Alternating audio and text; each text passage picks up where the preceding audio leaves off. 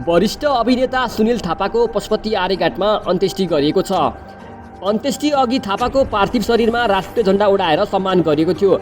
उनलाई छोरा अनमोलले दागबत्ती दिएका थिए। त्यस्तै चलचित्र कलाकार सङ्घको झण्डा समेत उडाइएको थियो।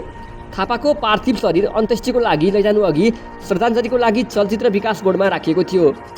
त्यहाँ कलाकारिता क्षेत्रका सबै व्यक्तिहरू सहभागी भएका थिए। नेपाली मात्र नभएर बलिउड फिल्ममा समेत बलियो सिनारी बनाएका थापाको शनिबार बिहान 68 वर्षको उमेरमा निधन भएको थियो।